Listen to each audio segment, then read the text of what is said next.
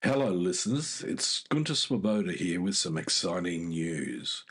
We're on the lookout for sponsors to join us on our incredible journey with Inspired Change with Gunter. If your organisation cares deeply about meaningful conversations around masculinity, self development, and mental health, we'd love to partner with you. Our podcast has a wonderful, dedicated audience committed to personal growth and positive social change. By sponsoring Inspired Change with Gunter, your brand will connect with listeners who truly value thoughtful discussion and support initiatives that promote real transformation.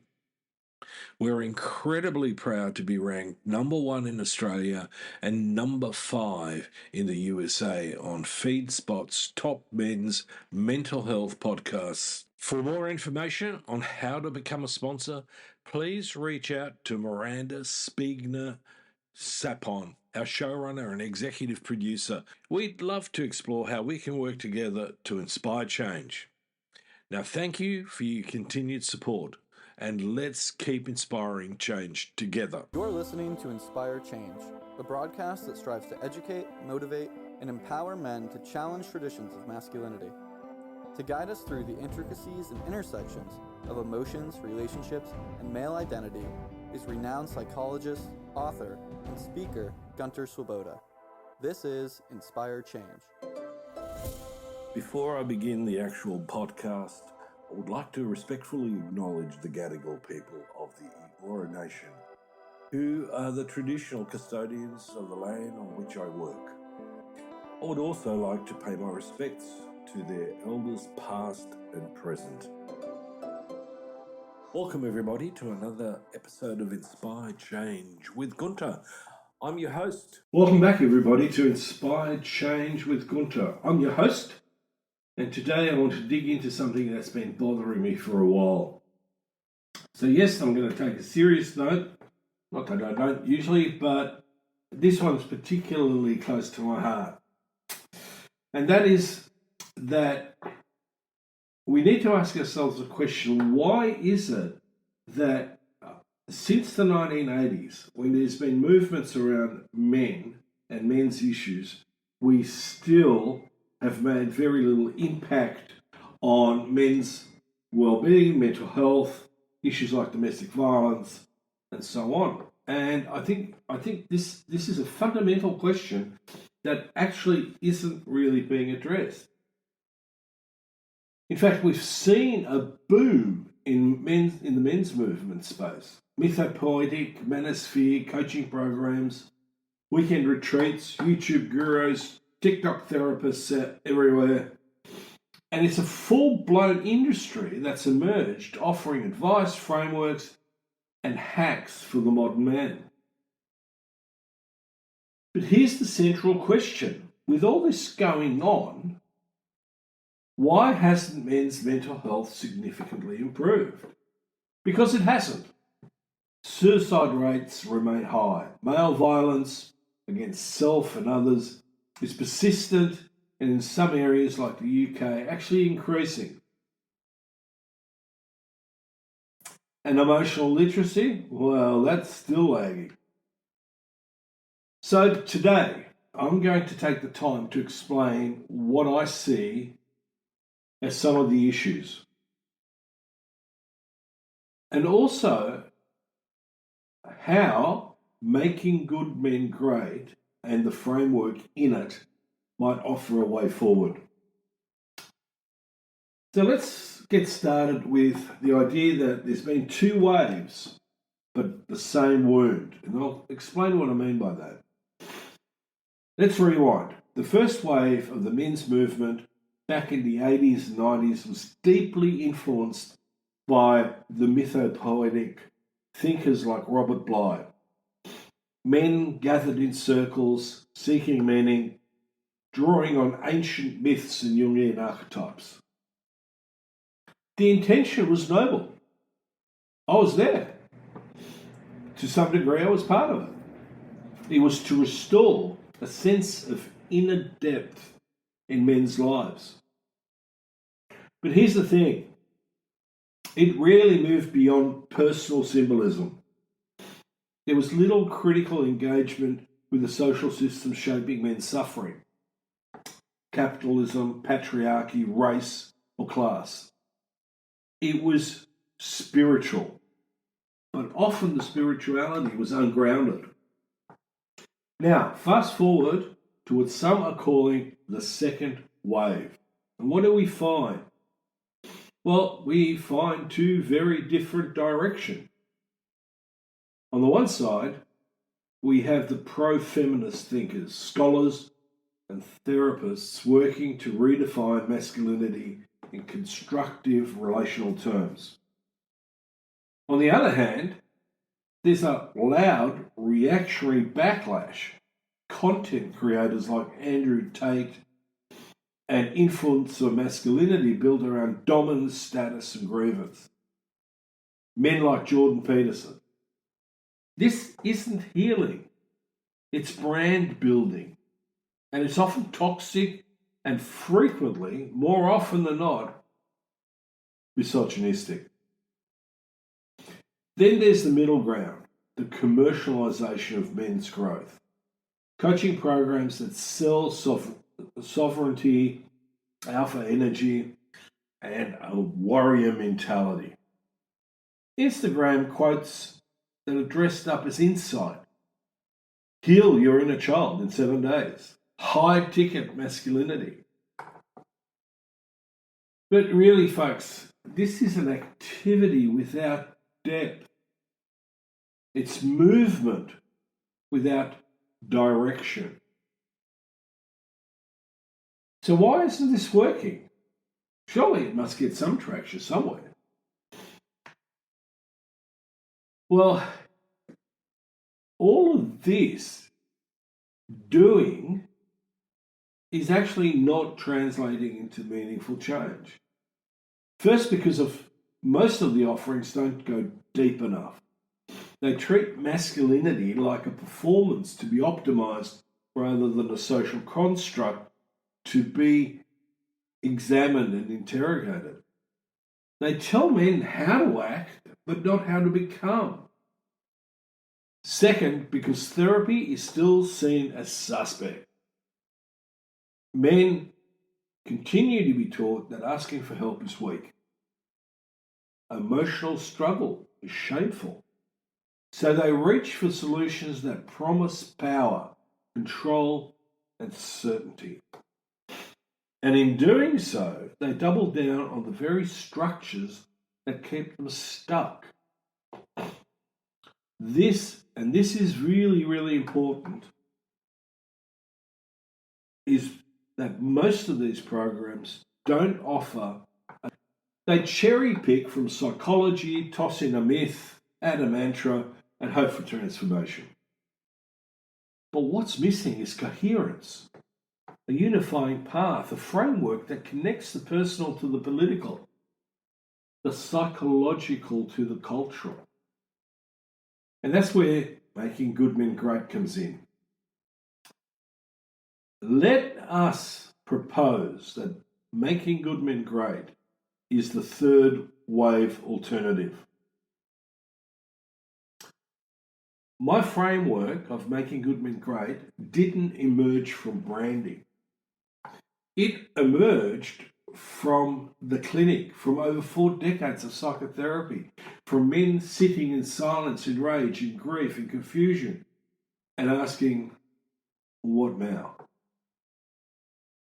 Making Good Men Great begins with a radical shift.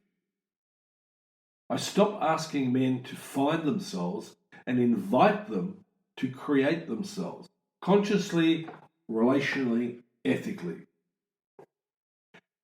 I work with the evolving self, not some fixed archetype or identity. They are purely, in essence, a stepping stone towards a deeper recognition. I explore why so many men feel alienated, not just from others, but from themselves. And we don't stop at psychological explorations. We ask What kind of masculinity have you inherited? What did your father model? What did school, sport, the workplace, media, and mates reinforce? In Making Good Men Great, masculinity isn't treated as something sacred to recover. It's treated as a structure to be examined, to be reimagined, and, if necessary, to be let go of.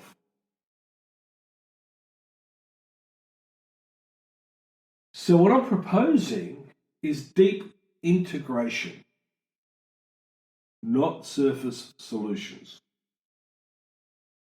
So here's what's at the core of Making Good Men Great. It integrates multiple dimensions: psychodynamic work, attachment theory, existential psychology, and cultural critique. We explore how the 5 pillars of patriarchy, territory, hierarchy, acquisition, competition, and combativeness shape society and shape the male psyche. Think about it.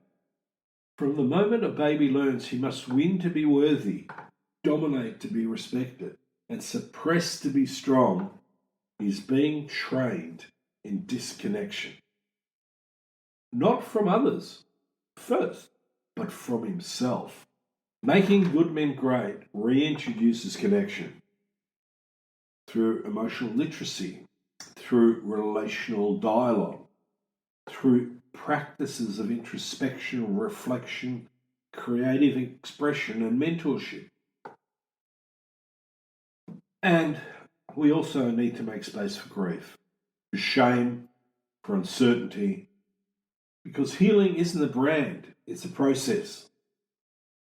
And for men, especially men taught to keep everything in, making space is revolutionary. So when we begin with this path, we are going from personal growth to social repair. In Making Good Men Great, we don't stop at the individual. Personal transformation means nothing if the man returns to a system that punishes growth. That's why Making Good Men Great is also a social intervention. We help men become relational healers and leaders in families, workplaces, and communities. We teach accountability as a relational skill, not just as a moral stance. We challenge silent stoicism, not by telling men to cry more, but by redefining courage. Probably does help to cry more because that actually frees us up a bit. But that's not the real point. We need to redefine what we call courage. We move from power over to power with, from control to presence, from performance to truth. Some call it authenticity. So where do we go from here? Now, this is where I want you to sit with these ideas. If men's health isn't improving, if therapy still feels foreign, if most programs are selling performance instead of presence, then maybe it's time to stop looking outside for new techniques and start looking inside. Not for a core that was lost, but for a self that's waiting to be healed and created, to emerge. The Making Good Men Great framework is here to support that. Now, it's not quick, it's not easy, but it is real. It honours the complexity of being human, and it doesn't promise perfection. It promises depth, connection, and change. Self-awareness, flexibility, adaptability, and resilience.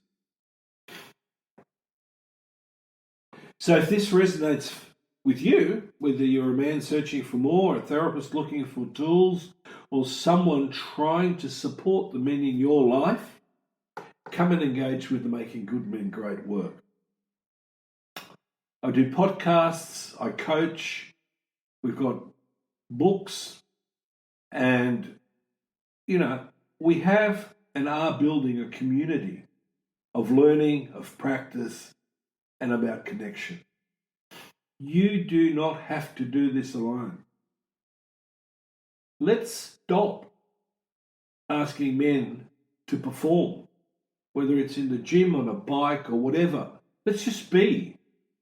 We can still get what it is that we want out of what it is that we do, but it's at a higher level. Ultimately, let's invite men to become. So thanks for listening to Inspire Change with me. If you found this episode meaningful, I'd like you to share it. If you're ready to go deeper, get in touch. So I'm going to Swoboda, stay present, stay curious, and keep creating the man only you can become. Hello, Devana here. This week's gratitude goes out to our nation's capital of Washington, D.C. For the first time, D.C. hit the top 10 listeners list and landed in the top 6th position. We see that we are making a difference as people are truly seeing real transformation and positive social change. Thank you for your patronage of listening and your continued likes, follows, shares, and keep subscribing and, of course, inspiring change. Until next time, this is me signing off. Love to hear from you. And if you're interested, please check out my work on www.gunterswoboda.com or www.goodmengreat.com. Thank you for listening to Inspire Change, a broadcast that strives to educate, motivate, and empower men to challenge traditions of masculinity. For more information on the Making Good Men Great movement, or for individual or group coaching sessions with Gunter, visit goodmengreat.com.